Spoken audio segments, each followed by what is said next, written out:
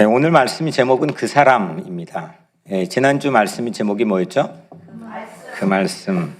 본문은 같습니다. 요한복음 1장 14절이고요. 여러분들은 일생에서 지금까지 거쳐오면서 직업이 한 몇 개나 됩니까?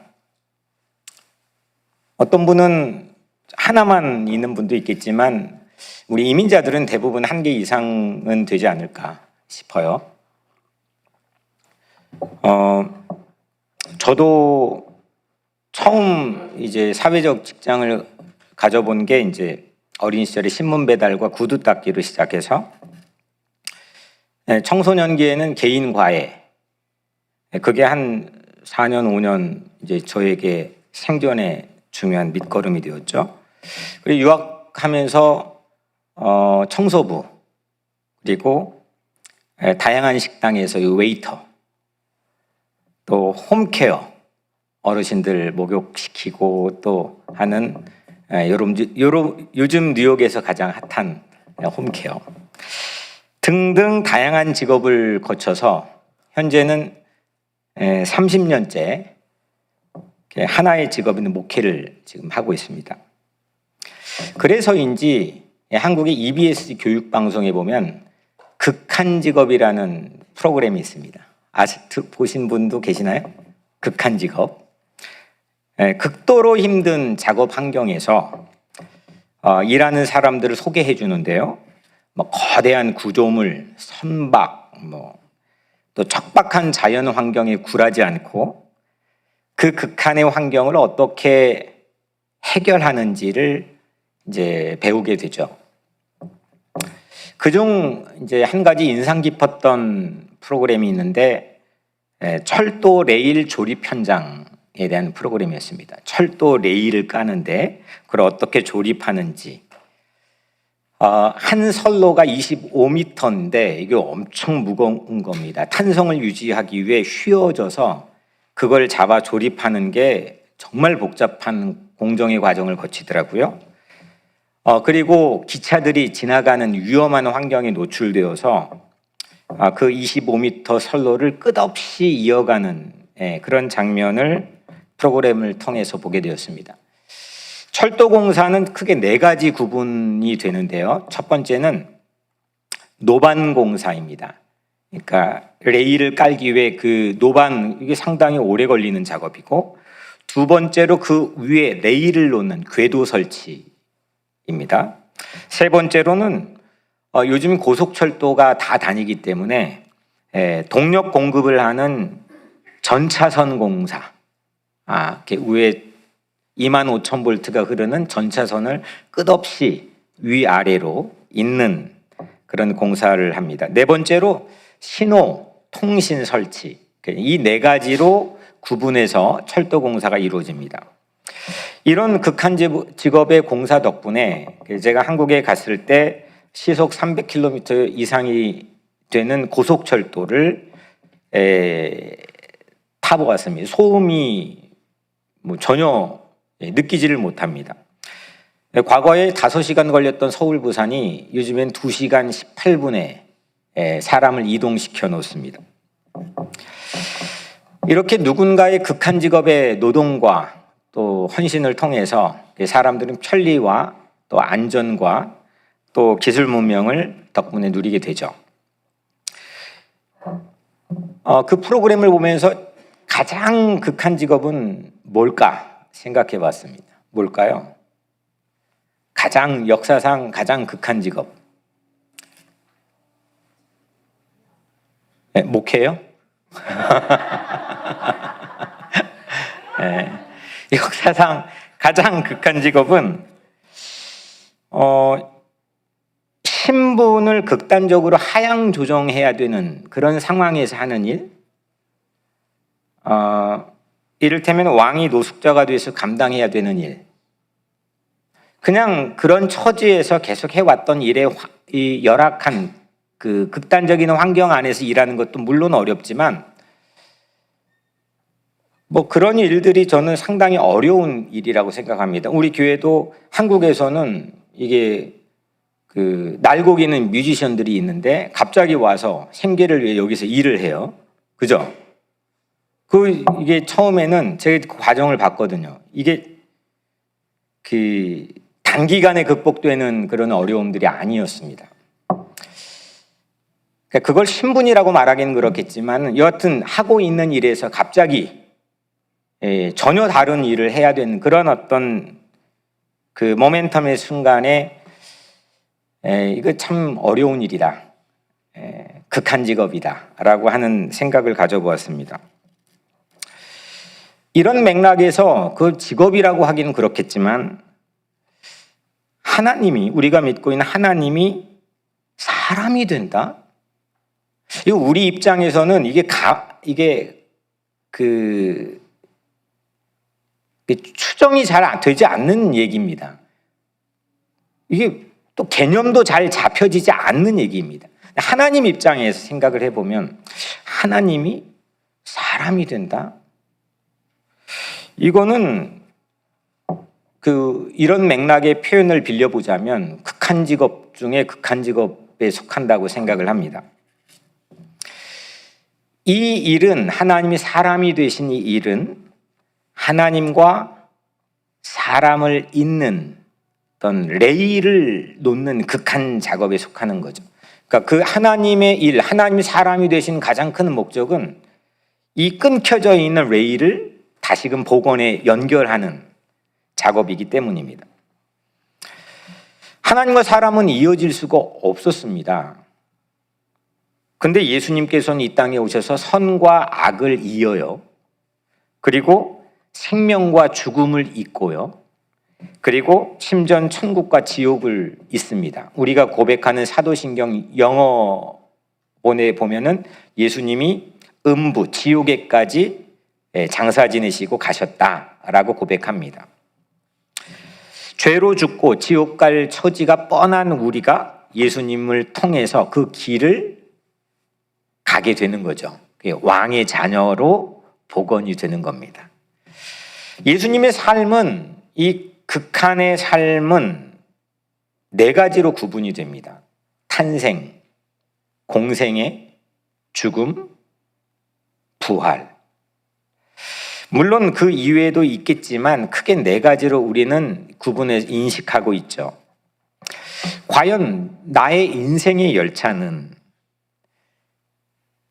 이 예수님의 탄생이라고 하는 노반공사 위에 내 인생의 열차가 올려져 있는가? 그냥 성탄의 사건 따로 내 인생의 어떤 열차 따로 놓여 있지는 않은가?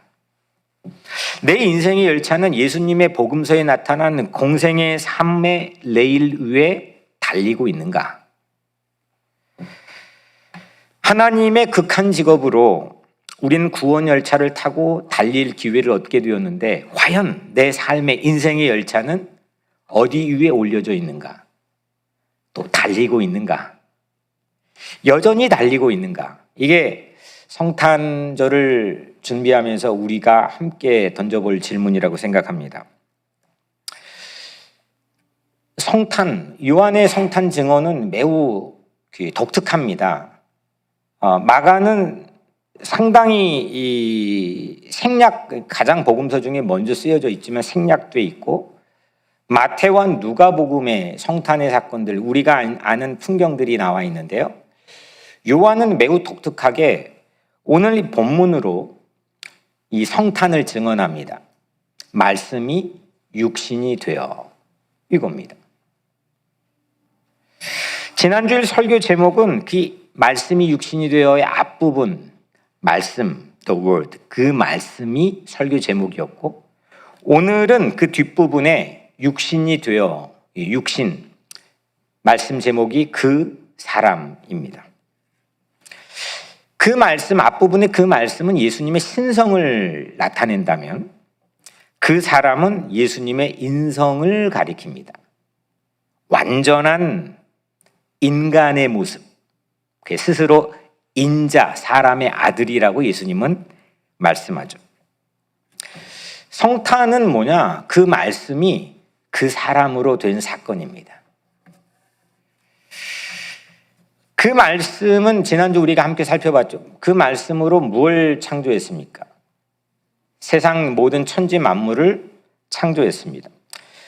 팀 켈러 목사님은 이런 말씀을 남겼습니다. 만물에는 하나님의 실존을 가리키는 신의 지문이 묻어 있다. 멋있죠? 네.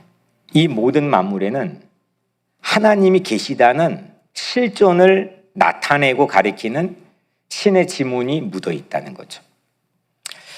그 말씀으로 지어진 모든 이 만물을 바라보고 누구든지 나는 하나님을 알 수가 없었다라고 핑계하기가 곤란하다는 겁니다. 바울도 이렇게 말씀했죠. 로마서 1장 20절 말씀에 그의 영원하신 능력과 신성이 그가 만드신 만물에 분명히 보여 알려졌나니. 그러니까 하나님이 이 땅의 모든 만물을 만드신 신성이 그 만물에 깃들어 보여서 알려졌다는 겁니다. 그 말씀은 신성입니다. 누구도 해본 적도 없고 어떤 발전된 기술 문명의 혁신으로도 도달할 수 없는 그 말씀이 가지고 있는 하나님의 하나님됨입니다. 그런데 인간은 그 만물의 신성을 숭배하게 됐죠. 지난주 말씀으로는 범신론에 빠지게 되었습니다. 그 만물이 곧 신으로 여기게 되었죠. 요즘은 돈이 신이 되었습니다. 그래서 그 부패한 인간의 마음 때문에 그 말씀이 그 사람의 모양으로 우리에게 오셨다는 겁니다.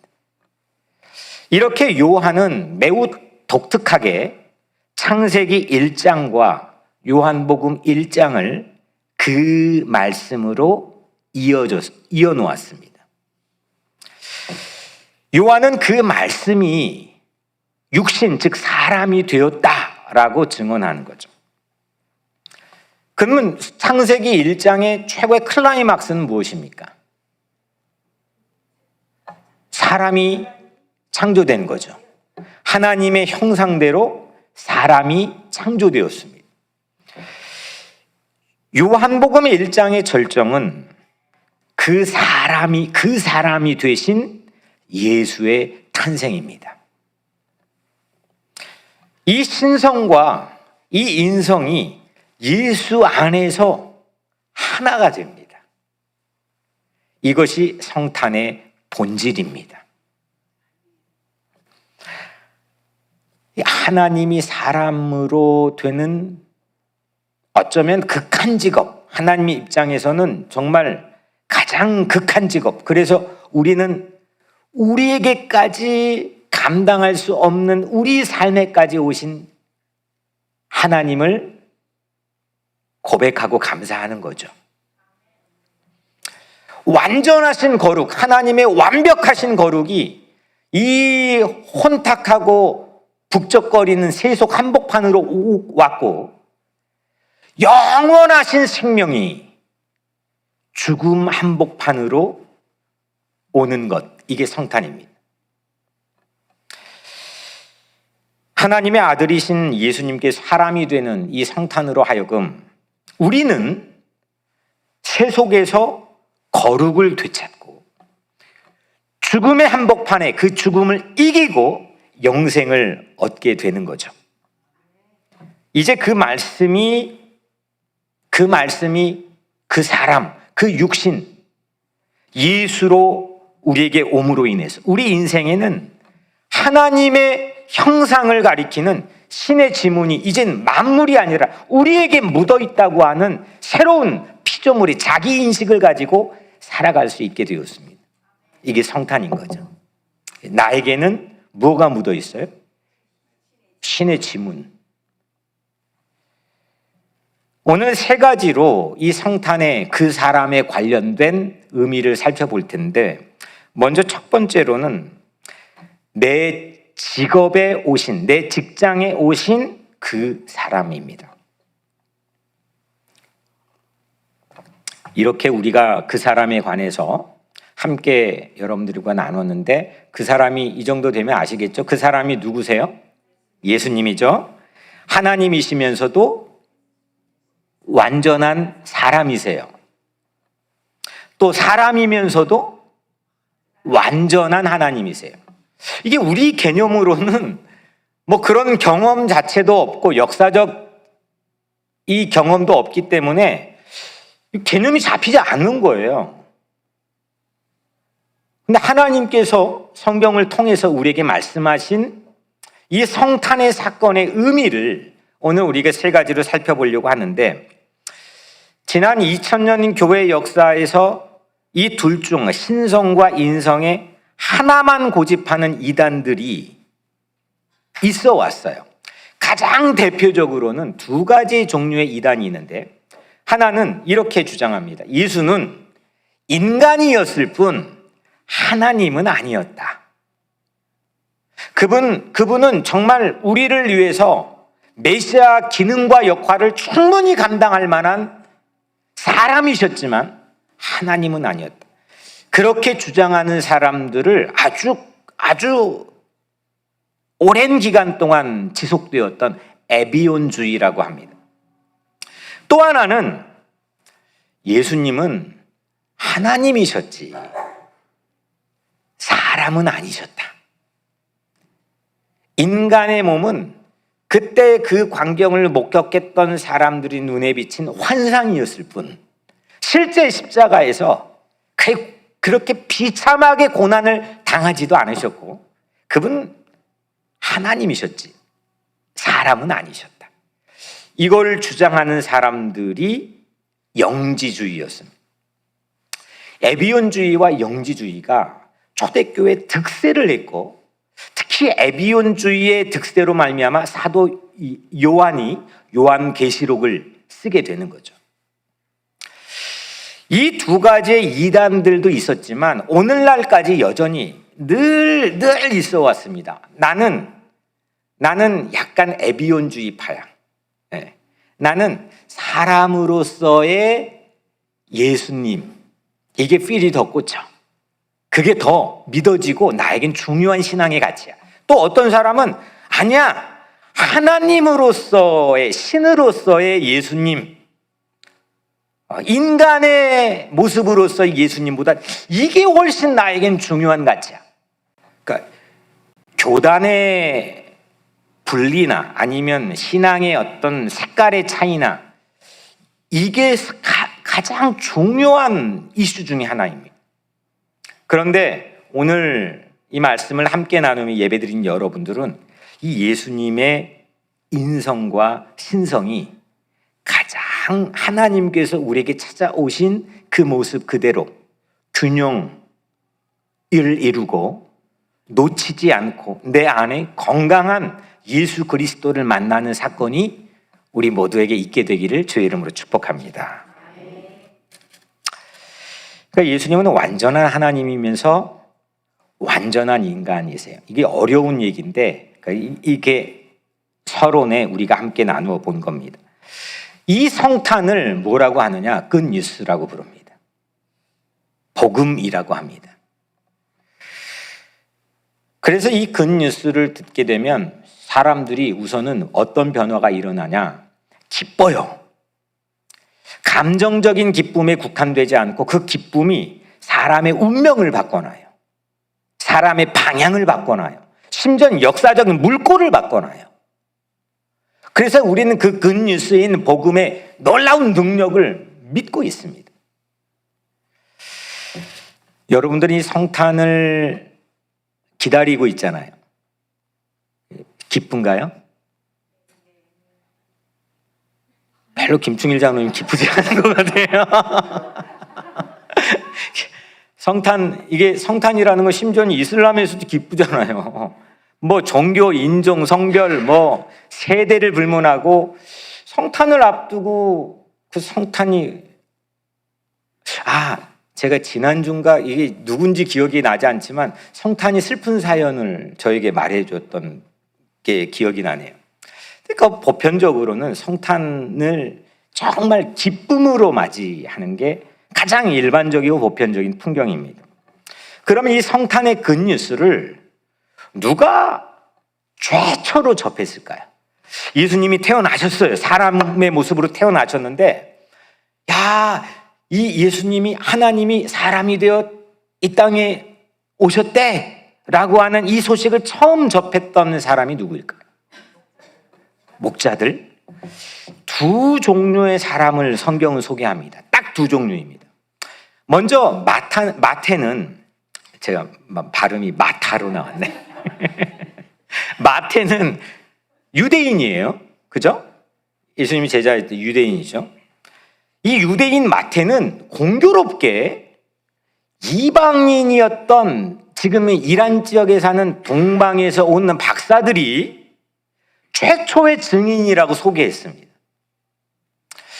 그런데 반면에 신약 성경의 유일한 이방인, 신약 성경의 유일한 저자 중에 유일한 이방인인 누가는 거꾸로 유대인의 목자들을 최초의 증인으로 우리에게 소개합니다. 누가 먼저일까요? 누가 먼저 이 예수가 이 땅에 사람의 모습으로 하나님이 오셨다고 하는 소식을 가장 먼저 들었을까요? 똑같이 또 누굴까요? 네? 박사들의 필이 꽂혔어요. 누굴까요? 저도 몰라요. 누구도 몰라요. 하지만 전문가들이 추정하기로는 저 동방이라고 하는 지역에서 오는 거리 자체가 대략 4개월로 추정해 보면 예수의 탄생의 소식을 듣고 거기까지 오는 거리나 또 몇 가지 성경에 제공하고 있는 단서들을 미루어 짐작해서 가장 먼저 예수의 탄생 소식을, 성탄 소식을 접했던 사람은 목자들로 추정을 합니다. 누가 맞는지는 정확히 알 길은 없지만, 화가 몇 주 전에 제가 소개했던 이 그림 한번 보여줄까요? 네. 이 그림 혹시 보신 적 있으신가요? 어떤 그림 같아요? 누가 그렸을까요? 렘브란트. 어떻게 알아요? 제가 몇 주 전에 1646년도에 화가 렘브란트가, 네덜란드 천재 화가였던 렘브란트가 경배하는 목자들이란 제목으로 그렸어요. 그러니까 그 사람, 아기 예수의 첫 번째 증인으로 목자들을 그린 거죠. 근데 그림을 자세히 제가 한번 봤어요. 어떻게 해석하느냐는 뭐 보는 사람에 따라 자유겠지만, 여튼 제가 쭉 보고 이런 사람들이 있어요. 우선은 가장 그림의 앞쪽에 무릎 꿇고 기도하는 이 뒷모습이 있죠. 그게 첫 번째 목자이고요. 그 다음에 약간 비스듬하지만 앞모습이 보인 이 왼팔에 지팡이를 끼고 뭔가를 두 손을 들고 지팡이를 끼고 말하는 듯한 이 목자입니다. 그리고 또 하나는 등불을 왼손에 들고 서 있는 이 옆모습, 측면을 보여주고 있는 목자의 모습입니다. 렘브란트 기법에서 가장 중요한 게 뭐라 그랬죠? 빛과 어둠, 명암을 살리는 이 고도의 명암의 기법을 통해 메시지를 이 화폭을 통해 전달하는 게 최고의 레벨에 있는 사람이 렘브란트예요. 근데 가만히 보면 전체적인 그림이, 이게 지금 런던 브리티시 뮤지엄에 소장되어 있는, 원본이 소장되어 있는데 대체적으로 어둡죠. 좀 전체적인 배경이나 이게 좀 어두워요. 한 목자가 들고 있는 등불도 그냥 자기 자신을 비추는 게 빠듯해 보여요. 반면에 저 누워 있는 아기 예수에게서 빛이 비춰지죠. 그 빛이 도달하는 면들이 있어요. 목자 뒷모습을 보이고 있는 목자, 또 앞모습, 지팡이를 들고 있는 앞모습을 보이고 있는 목자, 또 등불을 들고 있는 옆모습 측면을 보이고 있는 목자, 이걸 묘하게 비춰주는데요. 빛이 비춰지는 만큼 이게 밝고 따뜻해져요.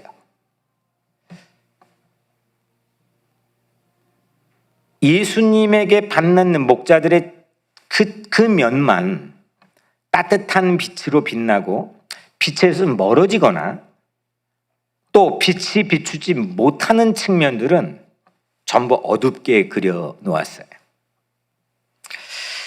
이 그림을 보면서 렘브란트를 제가 만난 적은 없지만, 렘브란트 이 그림에서 예수님은 발광체, 빛을 스스로 발산하는 거죠. 반면에 목자들은 반사체예요. 그러니까 그 사람이신 뉘어 있는 이 아기 예수는 빛을 내는 신성을 우리에게 보여주는 거예요. 한밤중에 양치던 목자들은 그 빛을 받아서 반사에 비춰주고 있어요. 받는 부분을 통해서만 그 실내에 빛을 낼 수가 있어요. 목자들은 당시에 이 사회학이 제시하는 당시의 인구, 직장 뭐 이런 조사들이 신학 안에 있거든요. 근데 당시 조사들을 찾아보니까 최하위 직업군에 속했던 사람들이 목자들이에요. 그런데 반면에 이 발광체인 아기 예수 곁에 첫 번째 최초의 직업으로 선 사람들이 목자들이에요. 그들의 이름도 말하지 않잖아요. 그냥 직업을 딱 하고 말해 놓잖아요. 그 사람은, 그러니까 아기 예수는 그 극한 직업, 밤을 지금 밤중에 이걸 보고 온 거거든요. 성경에 보면 그 밤을 새야 되는 극한 직업에 속하는 목자들에게 빛을 아기 예수는 비춰주고 있는 거죠. 그 사람이신 아기 예수는 호화로운 직업을 찾지 않았어요. 밤을 지새야 되는 극한 직업을 찾아가지고 빛나는 반사체가 되도록 하셨어요.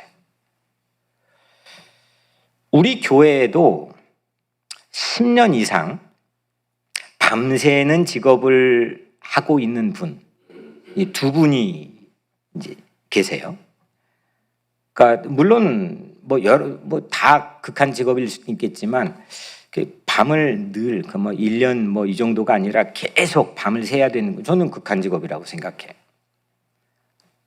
그러니까 저도 이게 새벽까지 설교 준비해야 되니까 극한 직업에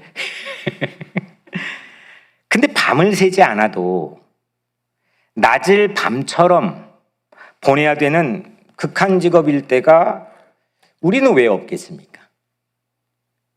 아이를 키우는 것도, 그 일도 때로는 환한 낮에도 마음이 어두워지는 밤처럼 보내야 되는 극한 직업일 수가 있겠고, 또 우리 권사님 지난 7개월 동안 우리 장로님 곁에서 늘 좋은 에너지를 제공해 줘야 되는 그런 부담감 속에서 우리가 알지 못하는 그 곁에 서 있는 그 삶의 자리도 극한 직업일 수도 있겠고, 또 내 직장에서 상사로부터 받는 그런 스트레스나 불안감, 내가 이 이민자로서 여기에 버텨야 되는, 그 자리를 지켜야 되는 어려움, 그것도 우리에게는 극한 직업일 수가 있겠죠. 그런데 성탄의 메시지의 중요한 것은 그 사람의 빛, 그 아기 예수의 빛이 목자들에게 비쳤다는 것. 그 목자들에게 그 빛이 비쳤다면 우리가 일하는 직업에도, 우리가 일하는 직장에도 저는 비춰주시는 그런 아기 예수의 능력을 믿어요. 그리고 그 빛을 반사해서 아름답고 능력 있고 사랑스러운 일을 새로운 모멘텀으로 바꿔서 우리도 해나가기를 여러분들 축복해요. 그냥 먹고 살기 위해서 일하는 것도 우리에게는 아주 생존을 위한 중요한 이유가 되겠죠. 그게 얼마나 절박하고 중요한 이유인지 우리는 알잖아요. 하지만 그 내가 하고 있는 일의 의미가 뭔지, 정말 내가 빛이 나는 일을 하고 있다고 스스로 인식하고 있는지, 왜 빛이 나는지, 저는 이 성탄에 그 사람이신 예수께서 여러분들의 삶의 터전에 무슨 일을 하든 그 빛을 비춰주기를 주의 이름으로 축원합니다. 두 번째로 그 사람 누구시라 그랬죠? 예수님. 그 사람과의 인격적인 만남입니다. 두 번째. 만약에 온 국민이 좋아하고 사랑하고 존경하는 어떤 유명한 사람이 오늘 우리 예배에 참석했다면 어떨까요? 좋아요. 누가 있을까요? 손흥민?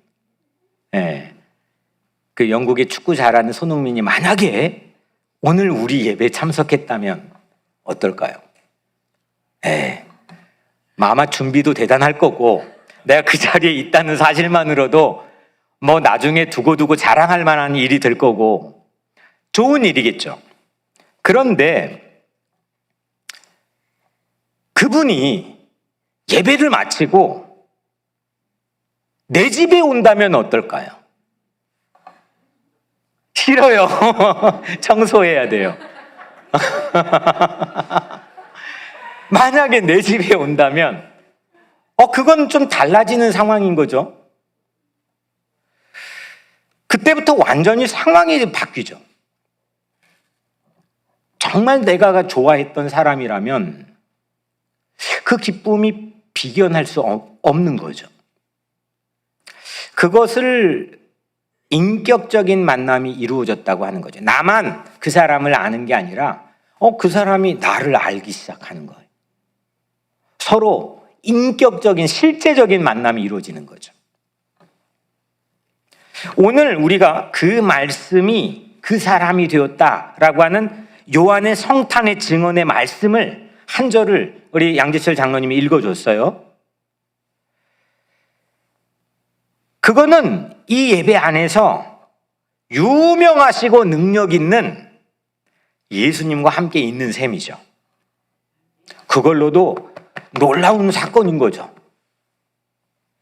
그런데 이 말씀을 읽고 그 예수님이 이 세상과 역사에만 오시는 게 아니라 나에게도 오신다면 어떨까요? 좀 부담돼요? 청소해야 되니까. 어떨 것 같아요? 청소가 대수겠습니까? 잠을 못 자겠죠. 가슴 떨리는 일 아니겠습니까? 이거를 인격적인 만남이라고 하는 겁니다. 나만 아는 게 아니라, 그 유명한 사람을 나만 아는 게 아니라 그 사람이 나를 알기 시작하는 거예요. 서로 관계를 맺기 시작하는 거예요. 그걸 인격적 만남이라고 하죠. 우리는 신앙 안에서 예수님과 인격적 만남을 갖겠다라고 하는 이야기들을 많이 합니다. 여러분들은 예수님을 인격적으로 만나셨습니까? 또 누리고 있습니까? 그 만남의 형태는 어떠했습니까? 그리고 예수님을 우선 인격적으로 만날 수 있는 방법은 뭘까요? 저는 어린 시절에는 그렇게 부흥에 참석해가지고 진짜 부흥회 갈 데가 없어가지고 기댈 데가 의지할 데가 없어요. 부흥회를 무진장 다녔습니다. 그럼 옛날 부흥회는 월요일부터 토요일까지 했습니다. 아침, 점심, 저녁. 한 번 전하면 7시, 저녁 7시부터 새벽 1시, 2시까지예요. 근데도 그게 그렇게 좋았습니다. 저는 부흥회에 참석해서 박수를 세게 치면 예수님이 인격적 만남을 갖는다고 생각을 했던 것 같아요. 손에 불이 나도록 박수를 쳤던 것 같아요. 그게 제 감정적인 해소를 하는 수단이었는지 뭔지는 제가 지금 시간이 흘러 알 길이 없지만 여하튼 저에게는 그 찬양을 하며 박수를 치는 거 막 주변을 개의치 않았습니다. 막 제가 막 떼굴떼굴 구르면서 막 기도를 하고 막 그 경험들이 저를 지켜줬다고 생각했어요. 그러면 과연 성서가, 특히 예수가 직접 우리랑 인격적인 만남을 갖게 될 수 있는 방법을 어떻게 제시했을까요? 박수일까요? 성경책. 야, 수준이 높아요. 그러니까 제 말은 그 성경책 안에서 어떻게 말했냐는 거예요. 어떻게? 예수님께서요, 가장 직접적으로 또 결정적인 힌트를 주시는 딱 한 장면이 있어요. 마태복음 25장에 나온 얘기인데 예수님이 거기에서 자신을 인자라고 불러요. 사람의 아들이라고. 천국에 온 오른편에 있는 사람들에게 이렇게 말해요. 내가, 그러니까 예수님이 허기질 때 너희가 먹여주었고, 내가 목마를 때 너희가 마시게 해주었고, 내가 나그네가 되었을 때 너희가 환영해 주었고, 내가 헐벗었을 때 너희가 입혀주었고, 내가 병들어 아팠을 때 너희가 돌보아 주었고, 내가 감옥에 갇혔을 때 너희가 찾아와 줬다. 이 들었던 당사자들이 아니 예수님 우리가 언제 그랬습니까? 이렇게 반문해요. 이때 예수님이 이렇게 말씀하죠. 마태복음 25장 40절에 너희가 여기 내 형제 중에 지극히 작은 자 하나에게 한 것이 곧 나에게 한 것이니라. 아멘. 이보다 예수님을 인격적으로 직접적으로 만날 수 있는 방법을 다이렉트하게 말씀해 주신 거가 없는 것 같아요. 그게 곧 나에게 한 거다 이겁니다. 그러니까 그 사람, 여기에 말하는 이 헐벗고 나그네 되고 갇히고 아프고 이런 어떤 지극히 사람의 모습을 가진 그 사람, 그 예수의 모습이 철저한 인성을 보여주죠. 그 완벽한 인간의 모습을 보여주는 거죠. 자신 스스로 허기지고 목마르고 나그네 되고 헐벗고 병들고 갇혔다는 거예요. 사람의 모습 중에서도 가장 바닥의 모습을 하필 우리에게 보여주세요. 그러면 예수님과의 인격적 만남은 철저하게 저 바닥의 사람들 복판으로 들어가야 이루어지는 거죠. 교회나 저 같은 성직자나 또 성도들이 저 위를 바라보면, 자꾸 위만 바라보게 되면 실제 예수님이 말씀하신 예수와의 인격적 만남을 가질 확률이 높아져요, 작아져요? 작아지는 거죠. 이거 예수님 말씀한 거라니까요. 발광체로 빛을 비추는 그 신성으로 그분은 우리가 사는 직업 속으로 직접 찾아오시기도 했지만 우리가 그 예수를 만나려면, 인격적으로 만나려면 바닥의 사람들 복판으로 들어가야 된다는 거죠. 교회가 그래야 된다는 거죠. 이게 너무 당연한 상식처럼 여러분들이 생각하고 뻔할 뻔짜 이야기처럼 여러분들께서 아는 얘기처럼 들으실지는 모르겠지만 정말로 오늘날의 교회가 그 예수를 믿고 있는데 그 예수와의 인격적 만남을 갖기 위해 저 바닥의 사람들 복판으로 의식적으로, 의도적으로 그분을 만나기 위해서 들어가고 있는가?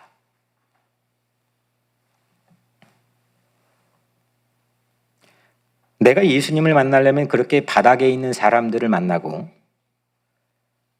또 그 안으로 들어가는 그 말은 곧 이렇게 생각해 볼 수 있죠. 내가 바닥인 사람이라는 걸 인정해야 되는 거죠.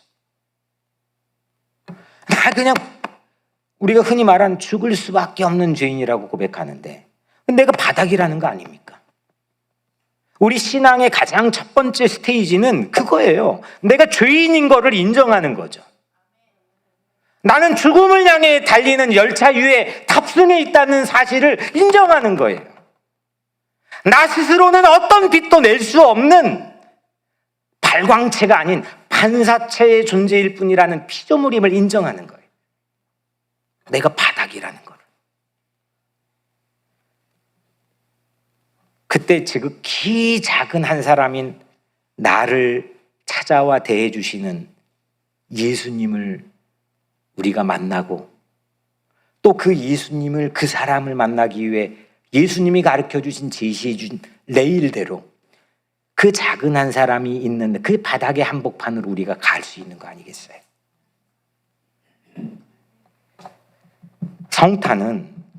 성탄이 뭐냐? 성탄은 교회 안에서나 교회 바깥에서나 그 작은 한 사람을 마주하는 태도에, 오늘 렘브란트의 명암의 기법으로 치자면 그 태도에 빛을 비추는 거예요. 작은 한 사람을 마치 예수님 대하는 것처럼 우리가 예수님을, 그 예수님과의 인격적인 만남을 정말 이루는 그런 성탄이 여러분들 삶에서 꼭 이루어지게 되기를 주의 이름으로 축원합니다. 우리 작은 아팠잖아요. 우리 7개월 만에 오셨다고 우리 이종훈 장로님. 얼마나 기쁜지 모르겠어요. 근데 온 교인들이 하던 일을 잠시 멈추고 그 한 사람을 위해 기도하셨잖아요. 불과 몇 개월 전에는 뭐 상당히 위독한 상황이라고 연락이 와서 저도 놀랬다니까요. 이 하잣몸이라고 하는 이 가치, 지극히 작은 한 사람을 내 모든 스케줄, 내 모든 관심들을 다 내려놓고 거기에 집중하자. 우리 교회 처음 제 기억에는 하잣몸을 시작했던 게 그 김천만 장로님이었던 것 같아요. 그 아내인 김영숙 권사님이 어느 정도였냐면 혈액암으로 병원에서는 가망이 없는 정도가 아니라 이건 죽었다는 거예요. 무균실에 몇 날 며칠을 넣어놓고 만나지도 못해요. 장례를 준비하래요. 묘도 샀어요. 같이 저랑 전화하면서. 장례를 준비했다니까요. 지금은 어찌나 건강하신, 늘 산을 타신대요. 그때 우리가 처음 하잣몸을 시작했던 것 같아요. 그 하잣몸의 기도의 결과 자체가 중요하다고 생각하지 않아요. 우리 공동체 안에 또 내 교회 안에 예수를 믿는 사람이라면 헐벗고 갇히고 아프고 허기지고 목마른 그 작은 한 사람을 놓치지 않고 위 기도하는 거죠. 우리 이춘범 장로님, 제가 목격했다니 죽었다 살아났다니까요.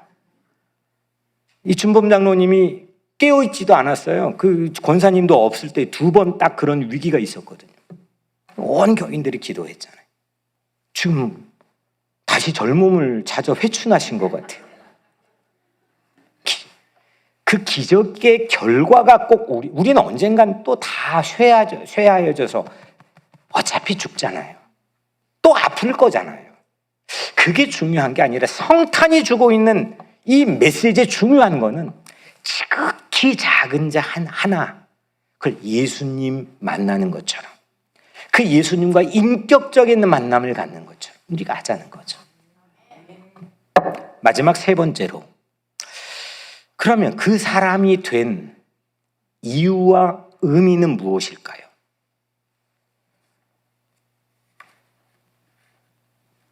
우리 지극히 작은 자 한 사람 만나는 것에 예수님과 인격적 만남이라는 것을 2번째 대지에 나눴는데, 이걸 거꾸로 뒤집어 보면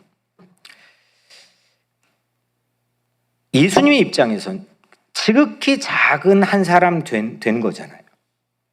그 사람이 된 거잖아요. 그 예수님에게는 극한 직업이죠.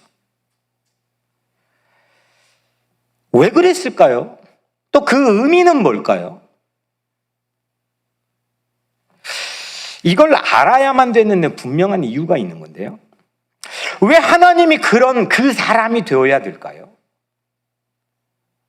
우리를 도우시는 예수님이라고 우리는 믿고 있는데 왜 우리 도움을 받아야 되는 작은 한 사람이 왜 예수님이라고 우린 받아들여야 될까요?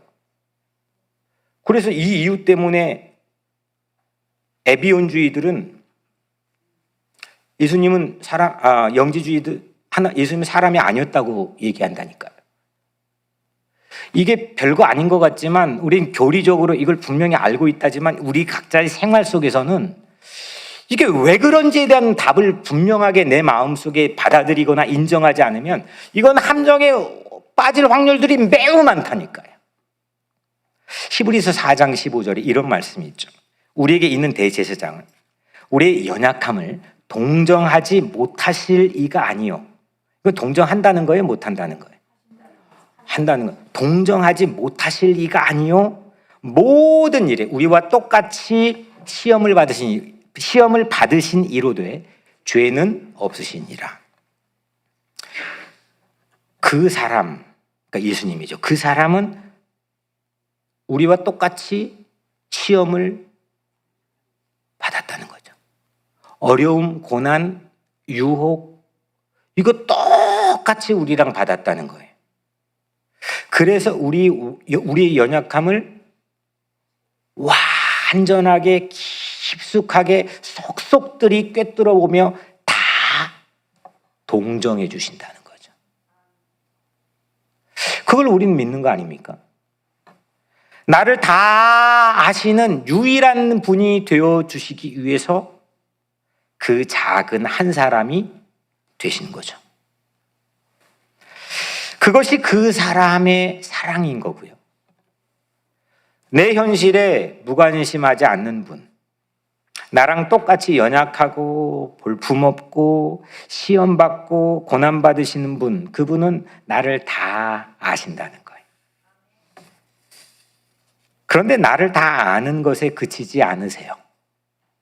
갈라디아서 4장 4절에 5절 말씀 보면 때가 참에 하나님이 그 아들을 보내사 여자에게서 나게 하시고 율법 아래에 나게 하신 것은, 그러니까 이렇게 하나님이 사람이 되게 하신 것은 율법 아래에 있는 자들을 속량하시고 우리로 아들의 명분을 얻게 하려 하심이라. 아멘.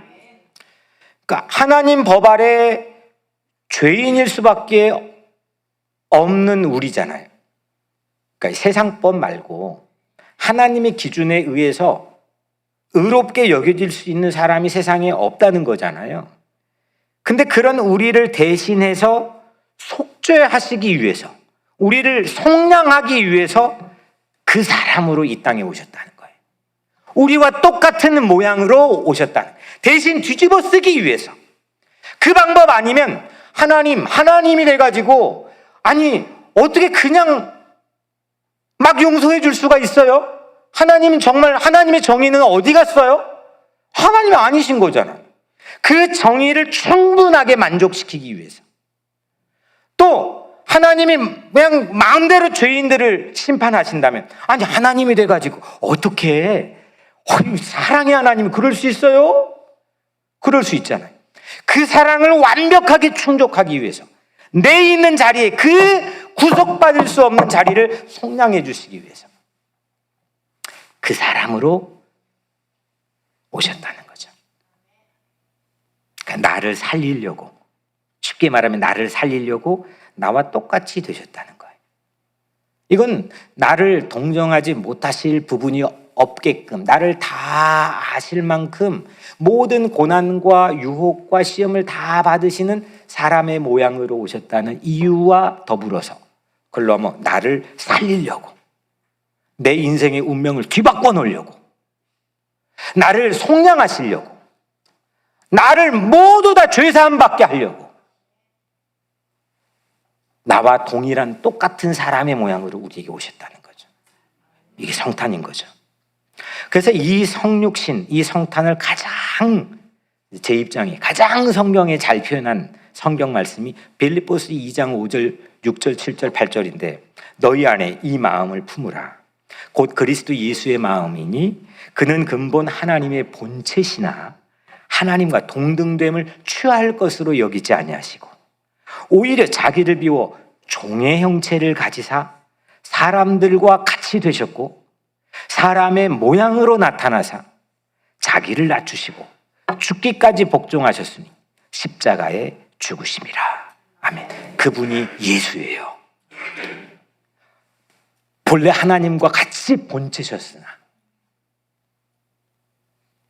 자기를 비워 케노시스, 자기를 비워 종의 형체를 가지고 사람의 모양으로 나타나셔서 자기를 낮추시고 죽기까지 복종하여 우리를 대속해 속량해 주셨다는 겁니다.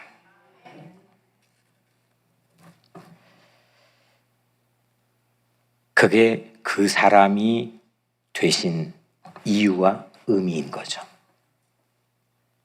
여러분들 믿습니까? 이게 복음입니다.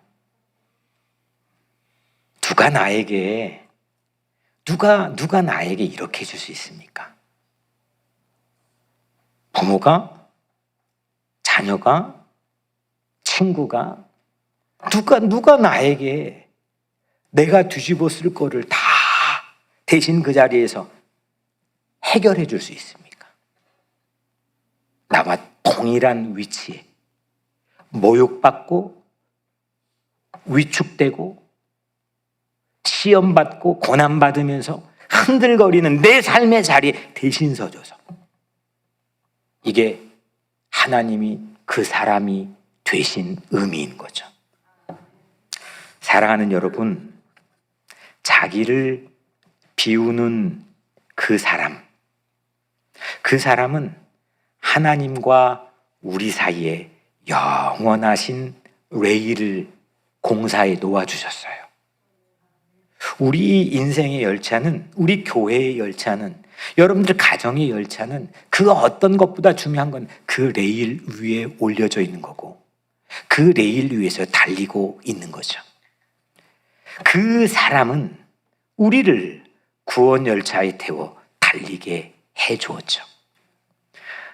나의 이 땅의 세상에서 극한 직업에 때로는 어렵고 힘들 때에도 내 직업에 내 하고 있는 이 삶의 터전에 빛을 비춰주시고 작은 한 사람이 되시는 극한 직업으로 나를 인격적으로 만나주시는 그 주님을 맞이하시기를 축복합니다.